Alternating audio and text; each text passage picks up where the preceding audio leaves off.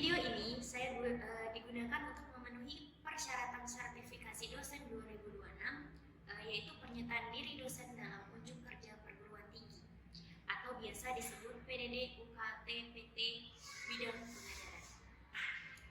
Pada kesempatan kali ini untuk metode pengajaran, video pembelajaran yang saya gunakan yaitu pengajaran mata kuliah akuntansi biaya. Akuntansi biaya adalah mata kuliah wajib bagi mahasiswa akuntansi dan manajemen di Sekolah Tinggi Ilmu Ekonomi Cakrawala pada mahasiswa semester 4. Video pembelajaran akuntansi biaya itu biasa dilakukan 16 kali pertemuan, yang mana 7 kali pertemuan itu adalah sebelum ujian tengah semester, 1 kali pertemuan ujian tengah semester, 7 kali pertemuan sebelum ujian akhir semester, dan 1 kali pertemuan lagi ketika ujian akhir semester. Metode pembelajaran yang saya gunakan pada pengajaran akuntansi biaya yaitu metode pemecahan kasus atau case method pada sistem secara luring, yang mana terkadang saya melakukan interaksi ceramah dengan mahasiswa atau terkadang menggunakan sistem diskusi antar saya dan mahasiswa. CPL yang digunakan yang pertama adalah klasifikasi perilaku biaya tetap dan biaya versus variabel. Kemudian implementasi perhitungan harga pokok, pesanan, proses, dan standar, serta analisis selisih biaya. Kemudian transaksi lanjutan dan konsolidasi atau advent focus, yaitu akuisisi perusahaan dan investasi antar entitas. Kemudian analisis transaksi laba antar perusahaan, lalu penyusunan laporan entitas tersendiri dan konsolidasian berdasarkan SKK etap. Kemudian profesionalisme dan independensi atau soft skill, yaitu pemikiran logis, kritis, sistematis dalam pemecahan masalah, lalu kinerja mandiri, bermutu dan terukur, serta tanggung jawab atas analisis keuangan untuk keputusan manajerial. RPS atau rencana pembelajaran semester atau fondasi biaya dan bagi pembelajaran akuntansi biaya, yang pertama adalah minggu pertama itu adalah akuntansi dasar akuntansi biaya, minggu kedua konsep dasar biaya, minggu ketiga analisis perilaku biaya, minggu keempat harga pokok pesanan dan modal perusahaan, lalu minggu kelima ada harga pokok proses yang pertama dan kebijakan dividen, minggu ke-6 masih dengan harga pokok proses yang kedua dan investasi obligasi, minggu ke-7 ada produk rusak atau sisa dan investasi saham. Minggu ke-8 itu biasanya dilakukan pelaksanaan ujian tengah semester. Lalu minggu ke-9 sampai ke-10 itu membahas tentang pendapatan yang di dalamnya berisi tentang poin, onsel, kontrak kerja, kemudian standar costing. Lalu minggu ke-10 sampai ke-11 yaitu akuntansi pajak penghasilan, yang di dalamnya membahas tentang aktiva, kewajiban tangguhan, dan imbalan kerja, baik dengan atau tanpa pendanaan. Lalu minggu ke-12 dan ke-13 akuntansi sewa guna usaha atau lease, untuk lease dan leasehold atau biasa kita kenal dengan leasing. Lalu minggu ke-14 ada cost volume profit atau CVP dan perubahan akuntansi. Fokus pada perubahan prinsip, taksiran, pelaporan kesatuan, dan koreksi kesalahan. Serta minggu ke-15 ada biasa dilakukan kuis terpadu dan persiapan ujian akhir semester. Dan minggu ke-16 itu biasa dilaksanakan ujian akhir semester. Lalu evaluasi yang saya lakukan pada metode pembelajaran akuntansi biaya itu biasanya menggunakan absen kehadiran itu sebesar 10%, kemudian nilai ujian tengah semester sebesar 30%, nilai ujian akhir semester sebesar 40%, dan tugas serta keaktifan sebesar 20%. Kemudian referensi yang digunakan dalam mata kuliah AKBI yaitu akuntansi biaya, saya menggunakan buku akuntansi biaya KISO Intermediate Accounting tahun 2023 versi IFRS Edition. Demikian referensi atau informasi untuk mata kuliah akuntansi biaya yang saya ambil. Semoga bisa diambil informasi yang penting dari penyajian serta bagaimana saya melakukan metode pembelajaran di dalam kelas. Berikut adalah cuplikan dari bagaimana proses pembelajaran akuntansi biaya bekerja dilakukan di dalam kelas saya. Terima kasih. Assalamualaikum warahmatullahi wabarakatuh. Assalamualaikum warahmatullahi wabarakatuh. Waalaikumsalam warahmatullahi wabarakatuh. Oke, pada pertemuan kali ini kita akan masuk tentang materi yaitu dasar akuntansi biaya atau anatomi dan rekayasa. Seperti apa sih profitabilitas bisnis itu dari gambaran atau dari pandangan akuntansi biaya. Nah, sebelum kita mulai ke penjelasan yang lebih jauh lagi, kita harus tahu dulu akuntansi biaya itu apa sih. Jadi bisa dilihat di sini. Yang pertama itu akuntansi biaya adalah proses pengidentifikasian atau pencatatan baik data mentah biaya, produk atau jasa. Jadi di akuntansi biaya ini itu adalah akuntansi yang perusahaan yang memakai akuntansi biaya adalah perusahaan manufaktur. Jadi di Indonesia itu ada beberapa macam perusahaan. Apa saja? Ada tiga. Yang pertama perusahaan jasa, dagang dan manufaktur. Nah, khusus akuntansi biaya itu adalah pencatatan yang dipakai atau digunakan oleh perusahaan manufaktur. Apa itu perusahaan manufaktur? Perusahaan yang menggunakan atau bekerja dari pengolahan bahan mentah menjadi barang jadi, menjadi produk yang memproduksi barang itu adalah perusahaan manufaktur. Kalau perusahaan jasa seperti kita tahu yaitu apa aja contohnya dari perusahaan jasa? Contohnya salon, bengkel, laundry, itu jasa. Kenapa? Dia menjual jasa. Kalau perusahaan dagang seperti di balai ini kira-kira apa contohnya? Dagang Ibu Mas, Slimat atau minimarket kecil adalah atau kedai-kedai kecil adalah perusahaan dagang karena dia menjual barang yang sudah jadi. Kalau manufaktur itu adalah perusahaan yang dari bahan mentah kita olah sampai ke jadi. Nah, itu prosesnya dicatat oleh akuntansi biaya. Nah, data mentah biaya ataupun apa saja misalnya barangnya, bahan-bahannya itu menggunakan apa saja kita catat. Kemudian menggunakan jasanya atau menggunakan biaya-biaya lain-lainnya itu dicatat di bagian pengidentifikasian. Kemudian dihitung menggunakan metode. Nah, nanti kita akan belajar beberapa metode atau sistem pencatatan di akuntansi biaya. Lalu dievaluasi dan pelaporan. Kita sajikan laporan keuangan. Baru kita ambil keputusan. Pengambilan keputusan ini itu digunakan oleh siapa yang menggunakan? Bagian manajer. Jadi laporan yang kita kerjakan atau kita buat itu akan kita serahkan ke bagian manajer untuk pengambilan keputusan. Nah, sebelumnya di semester yang lalu kalian pasti sudah mempelajari tentang akuntansi keuangan, kemudian akuntansi manajemen. Nah, sekarang akuntansi biaya. Fokus kita di sini. Apa yang membedakan ketiga ini? Yang membedakan yang pertama adalah kalau akuntansi keuangan itu fokusnya adalah menyusun laporan keuangan makro. Jadi kita mengajukan laporan keuangan.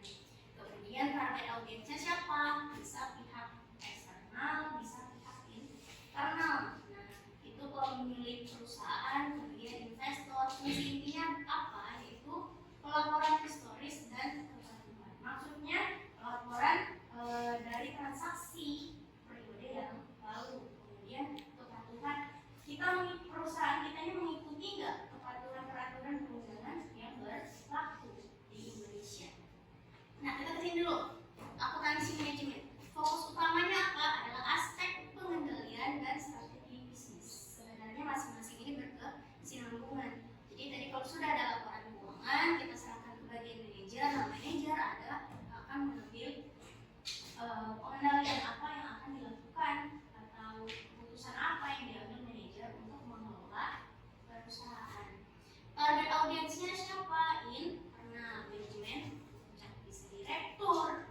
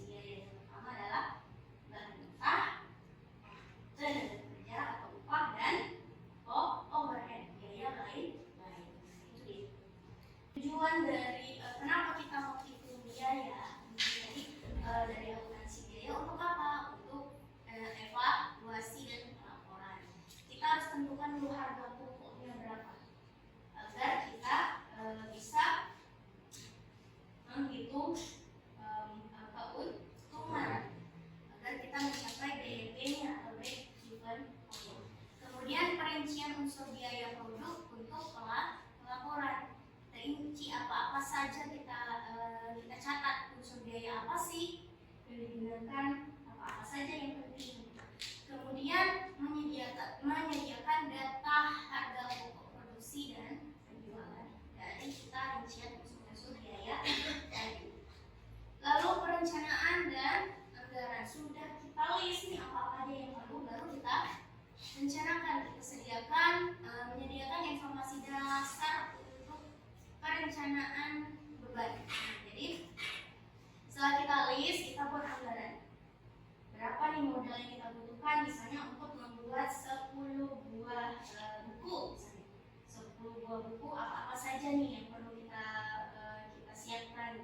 Kan kita data bahan-bahan yang digunakan apa saja nih produknya. Kemudian memberikan data untuk proses penyusunan anggaran bisnis masa depan. Jadi kita sudah punya listnya sekian. Nah, pastikan harga di pasar itu berubah. Nah, kita harus menyesuaikan lagi bagaimana, apakah kita perkecil jumlah yang kita produksi atau kualitas bahannya kita kurangi. Nah, ini perlu disusun. Kita rencanakan. Oke, kemudian kita lakukan pengendalian dan keputusan.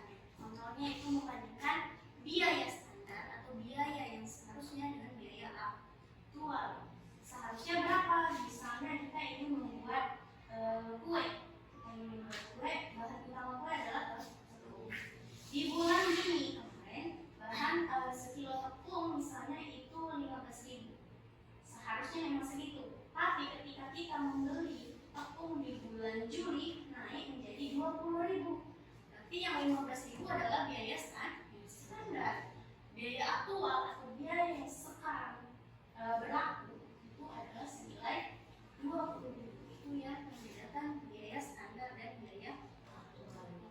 Nah, harus kita ambil keputusan bagaimana caranya. Misalnya dengan sekilo 15.000 itu kita dapat buat cupcake misalnya 20 buah. Tapi bagaimana caranya kalau misalnya sekilo tepung itu harga 20.000? Apakah kita harus mengurangi jumlah cupcake yang kita buat, atau tepungnya kita beli harga yang lebih murah atau kualitas lebih rendah? Nah, itu yang perlu kita putuskan. Disini paham?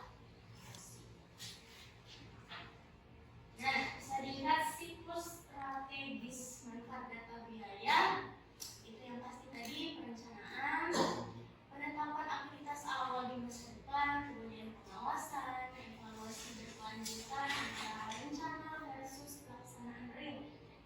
Jadi apakah sesuai dengan rencana yang kita kalkulasikan dengan ketika kita memproduksi. Nah, kemudian ada karakteristik dan pengukuran. Nah, jelas kalau untuk karakteristik biaya itu ada uang dinyatakan dalam nilai moneter. Apa itu nilai moneter? 1.000 itu nilai moneter? Iya kan? Karena nilai real. Realnya berapa? 1.000, 2.000. Indonesia sekarang paling besar 1.000 ya. Persen 1.000, 2.000, 5.000, 10.000, 20.000 dan 50 serta 100.000. Itu disebut dengan nilai uang atau nilai moneter. Nah, kemudian ada transformasi finansial dari biaya dengan beban. Kalau biaya itu kan jelas adalah fase di aktiva, yaitu perusahaan yang beli barang jadi aktiva. Aktiva apa? Aktiva bisa dikategorikan sebagai aset punya kita, lalu dicatat sebagai aktiva atau aset kita yang memiliki manfaat dan bisa digunakan di masa depan. Nah, kalau beban, kenapa disebut fase kadaluarsa di sini? Karena sudah lewat atau sudah digunakan, maka jadi fase kadaluarsa. Contoh, dicatat sebagai harga pokok penjualan, berarti kan barangnya sudah dijual, itu dicatat sebagai fase beban atau fase kadaluarsa. Kemudian dipertandingkan dengan pendapatan. Jadi biasanya untuk melihat laba dan rugi yang paling umum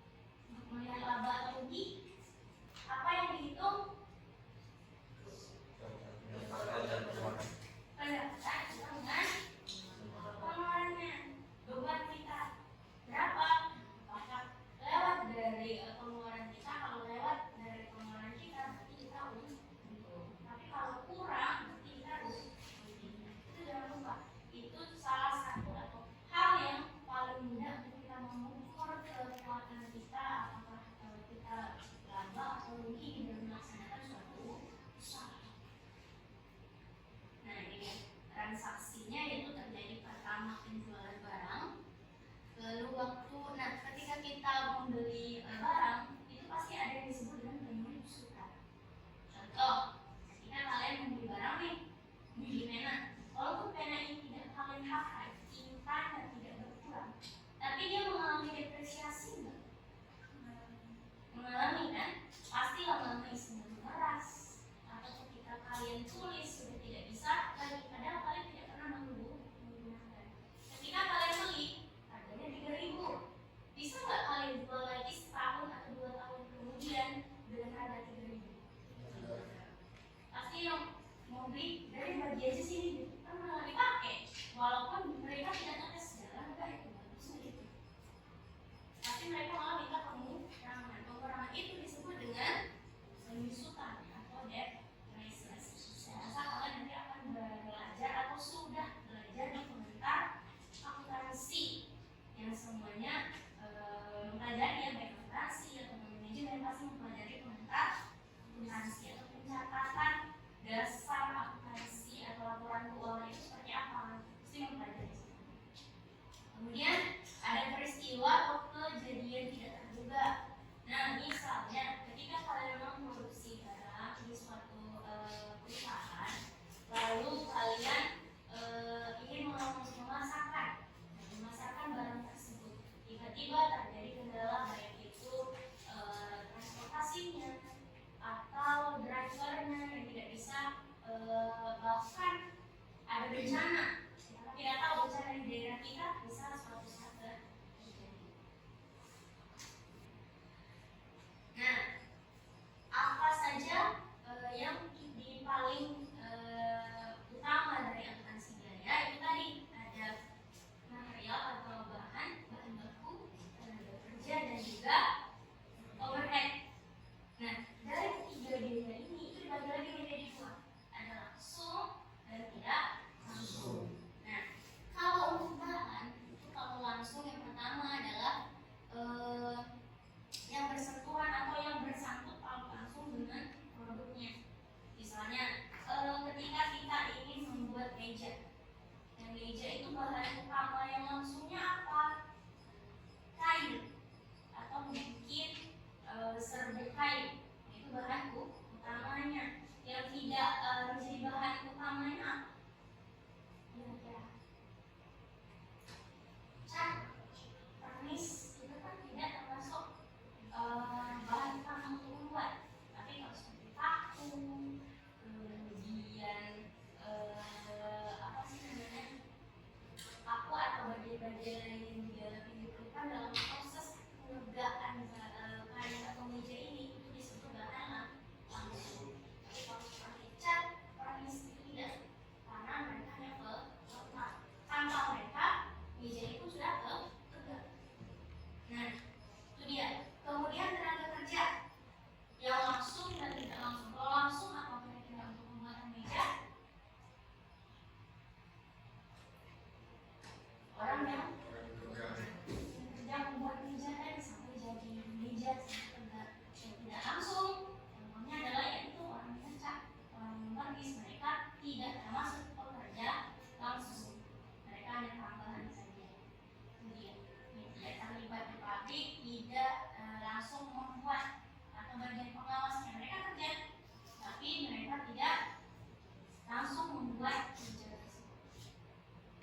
Lalu overhead pabrik atau biaya lain-lain, biaya di luar pembuatan meja, misalnya drivernya atau mungkin biaya listrik ruangan. Itu kan biaya listrik atau biaya lampu yang menerangi pabrik saat membuat meja kan tidak terlibat langsung untuk membuat meja.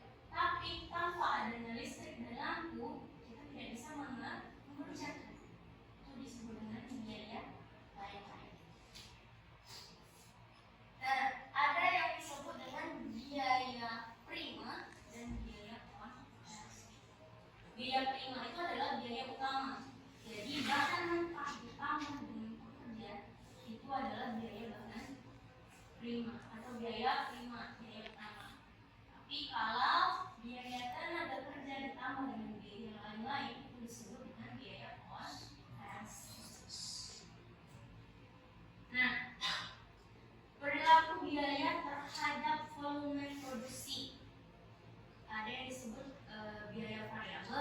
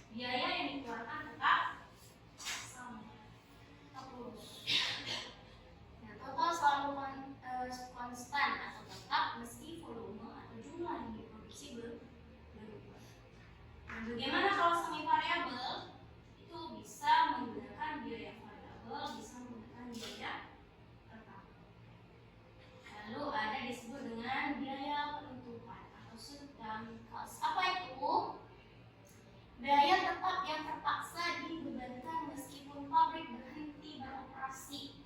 Jadi misalnya pabrik kita ada tutup nih, pabrik kita ada tutup, tapi tetap harus membayar biaya tersebut. Contoh, kira-kira ada yang bisa?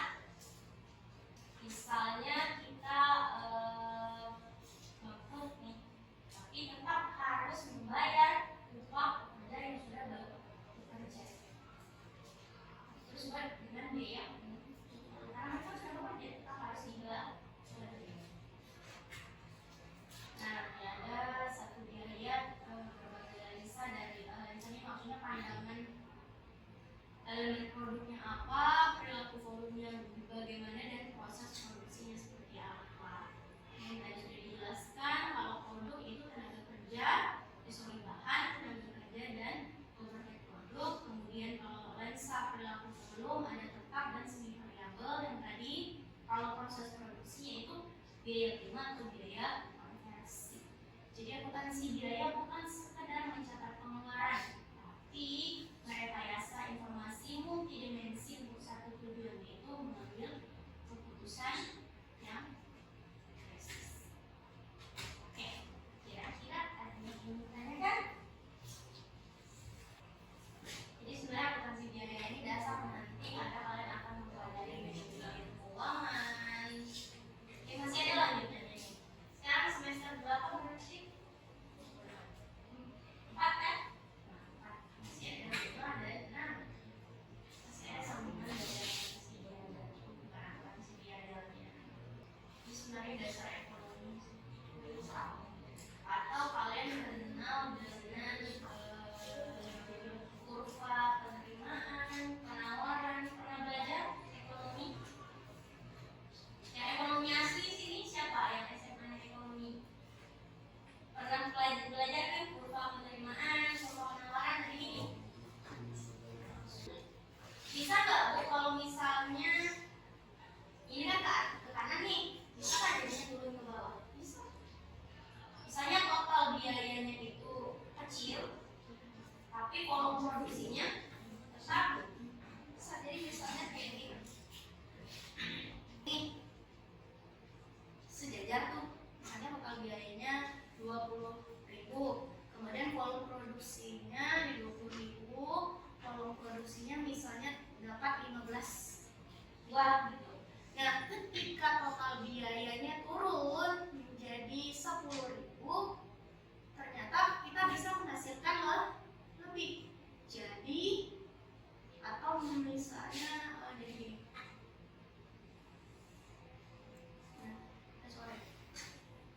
Nah, dari sini kita balik. Berarti misalnya dengan harga 30.000, ternyata yang kita produksi jadi sedikit. Terus ini. Nah, nih. Di sini berarti tadi kan misalnya 15 buah, ini jadi 10. Nah, ini kan berkebalikan dengan yang ini tadi. Kalau yang pertama gambarnya gini, yang kedua gambarnya gini. Oke, apa pertanyaannya? Silakan.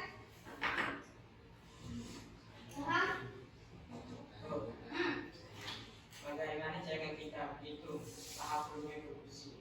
Tahap volume produksi. Volume produksinya ini. Nah, jadi tadi sama seperti saya bilang, kalau untuk kurva ya, untuk kurva, benar? Nah, kalau untuk kurva ini sama seperti saya bilang. Kalau misalnya yang biaya tetap, ini kan harganya tadi 20.000 dapat menghasilkan 15 buah. Nah, kalau biaya variabel dengan harga misalnya 10.000, ini bisa menghasilkan 20 buah.